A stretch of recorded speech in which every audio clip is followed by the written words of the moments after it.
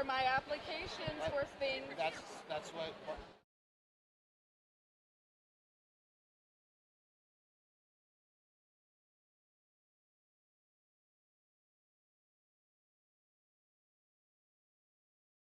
Can I take my helmet off?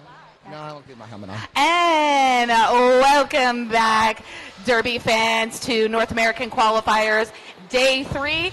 We just concluded our first game of today, Austin Anarchy versus San Diego Aftershocks. San Diego Aftershocks are moving forward. Austin, unfortunately, has been eliminated, but Austin had a great run. I've got Colonel Angus here for me. Tell me how you're feeling right now. A little sad, a little tired, but it was a great game. I mean, we came in with 11 skaters and did what we came to do, stayed together, played our game, and with 11 we did really well. We did really well. You really did. So with 11 skaters, what was the game plan on how to maximize the skaters not burning, out playing all this time? Well, thankfully with 11 we had, with the 2-jam rotation, we had one extra in me where I rotated through the packs as needed for tired skaters or somebody who got the pivot or had the star handed to them. So I was able to pop in wherever needed, which is a great way this team works together because a lot of teams have set packs and they just rotate through the set pack and there's no variation at all. And so it's great when we can all work together like this on a team and be able to just work together and pop anybody in wherever needed. Nice. What for you was the highlight of this weekend? Honestly, as I've been in this for 15 years, the highlight of every tournament weekend is just seeing all my friends, seeing people I don't get to see other than a couple games during the season. But it seems like this weekend I got to see all of them, and it was just great. Nice. So what is this is going to be the philosophical question. What is your favorite thing about your roller derby career in playing derby?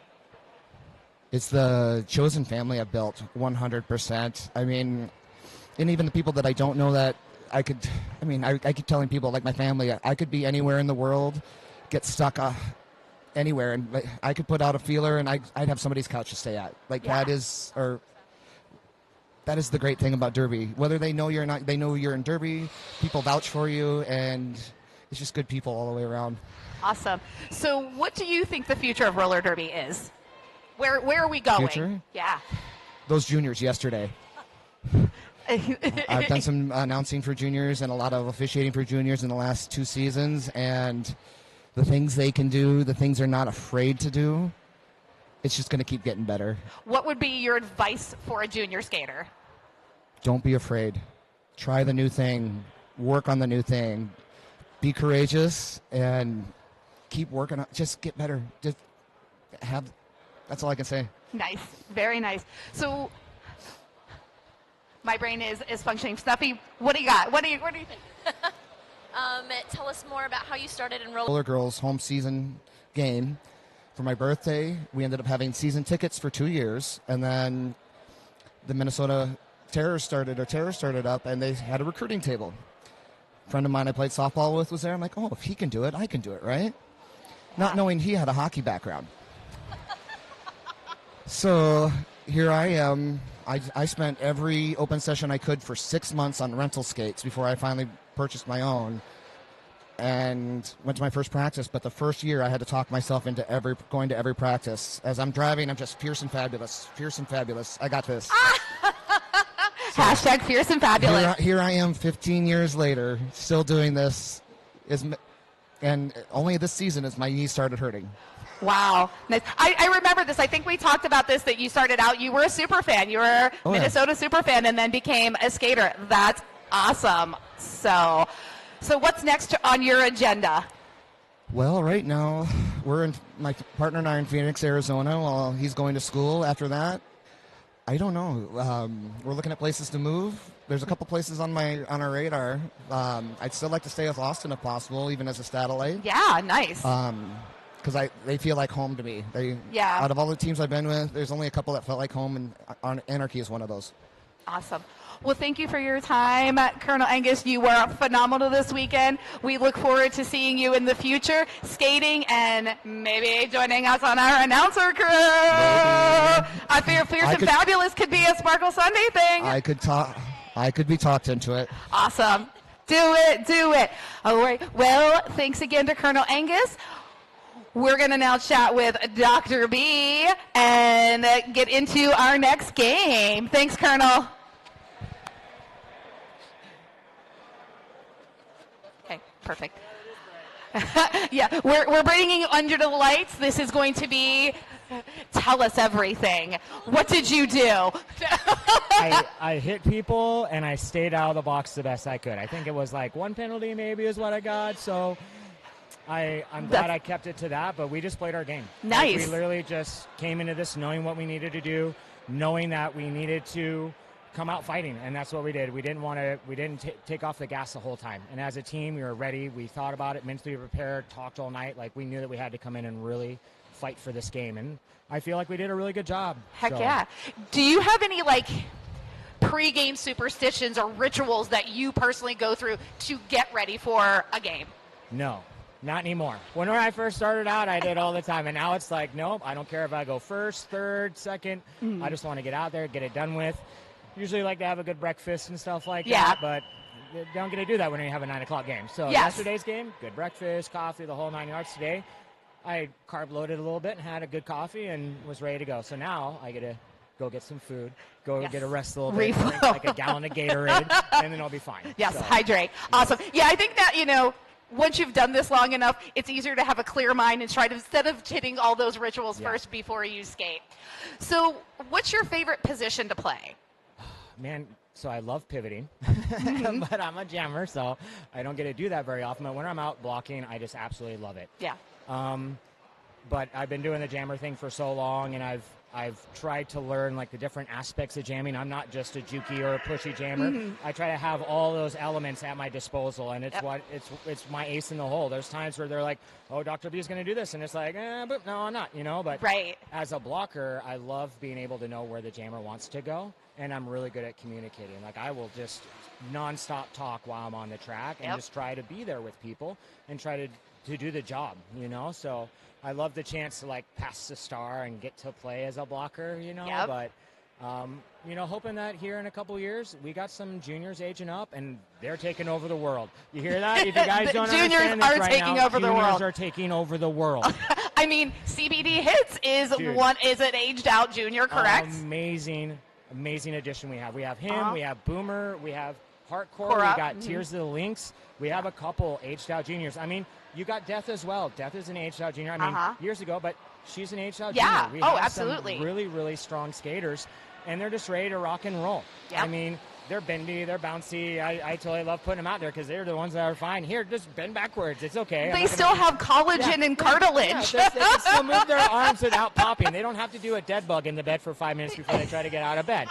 Sadly, that's my life, but, I'm getting a little too old for this stuff. So I'm waiting for the day that I get to pass the baton and stuff. And I've been working with CBD and Hart. We went to Pittsburgh with the three of us as jammers. Yeah. And we just worked together really hard and worked as a team and as a unit. And I really enjoy having that, being a coach for juniors and being able to know that that's what's going to happen. I am on board to let somebody else do this job, please. Yeah, for real. I want to kind of block. Yes. What is that? What is the biggest piece of advice you give those juniors? Like, what, as a jammer, what are you feeding into CBD and Hart? Don't stop. Your next movements. You're looking for your next movements. You're not trying to sit there and get that jammer blinder. You're sitting there looking for your next movement. By the time you get to the track, you're looking at the 5 moves you can do, and then you do it. And then to use every tool you have in your toolbox, because CBD just ain't twisty and jumpy and stuff. I've seen that boy push a wall 20 feet out. Yep. Okay, and that's just it. To be able to be versatile and to have that ability just to switch to the next thing that you can do, that's what's going to make you an amazing skater. Yeah. Not just as a jammer, but as a skater. Being able to know that that's your next thing. So biggest piece of advice is don't get stuck doing one thing. Think of your next attack. Nice. You know, so. I agree with you 100%. And that's one of the things I notice and watch and like about you as a jammer is that, because most people are like, oh, this is a jukey jammer. I'm going to move to the inside and the out. But then when you plow right through the middle with that blocker mindset, it throws everybody off, and that line can't handle it. They're not ready for it. And Nope. It's like, oh, well, we thought he was going to go here and left this big old hole. And I'm like, thank you. He's gonna go in there. Literally, one of the last jams I was out there, and I was about ready to break through the wall, and it was Angus and a couple other people, and they were on top of me, and I'm like, I'm almost through. And they went tweet, and I was like, oh, but I was here. Like, I was doing a job. They were 20 feet. I was almost Can there. I have the pity point, Can I have please? the pity point? I got stickers. We got stickers for doing good stuff today, so I got stickers. I win. Nice. We all got stickers today. Nice. So what is your highlight so far of this weekend? You're not done yet. You still have more to go. No, highlight of the weekend. There was in the game yesterday, I did a star pass, and I was able to stop the jammer after doing the star pass, draw them back, and then bring them back in, and then do it again. And our jammer got around, and they didn't know it, and they scored points, and then they called it, and I was just like, okay, I'm doing my job right now. Like, I was like, that's good. I didn't get the lead, but I got his points, and we still got what was going on. And just that right there, and then this win right now. This is a highlight. Awesome. Oh, awesome. You're going to be canceled on Derby. No. You're going to be canceled on Derby Hill County. We do not speak of the D8. No. I love the fact that I got my board of directors over here, the whiteboard, talking trash. Love you guys. So that's a great question too, is you're here skating, but you're also on the MRDA board of directors. You've got that turned off right now, huh? Yes, You're just in skate mode. Yep, 100%. The second I take my skates off in gear, I go right over here and hang out for a little bit, and we get to talk with our whiteboard. But yeah, we're here representing. You know, some of our directors over here, their teams aren't here, but we're here now. You know, like, we're trying to be here at every event that we can go to, trying to have at least one person, if not the whole board. And we're here on the East Coast, where we actually happen to have a lot of us. You know, we're only missing Force of Nature. Yep. Miss and you. We do miss you, Fan. Fan actually was trying to come here, and Moose said, no, do not come here from England. Yes, you can wait. You can wait until October. It's fine, and we will hug you then. Yes, there were lots of virtual hugs. But yes, no, definitely in Derby mind right now. But at the same point, I'm really happy to have all of us here representing and stuff like that, because this is postseason. Like, we want to be here, and people have questions. Come talk to us. Come ask us questions. Come talk to us about things you have. Like, we don't always get to talk on the forums and do stuff like that. So it's nice to actually meet face-to-face with people, because we're people too. Yeah. We're all skaters. Every single one of us is a skater on a team. So it's like, we're humans too. Yep. You know, we're not just robots. So my final question for you, if you punch that ticket to champs, who is the team you would look most forward to playing in Salem? Oh, man. That's a good. It is. I could tell you the one team I don't want to skate for or skate against. And it's only because I love them and they've been beating my ass for the last 3 years, because I'm not on the team anymore. It's Concussion. Like, I want to skate against them because they're an amazing group of people. I love them.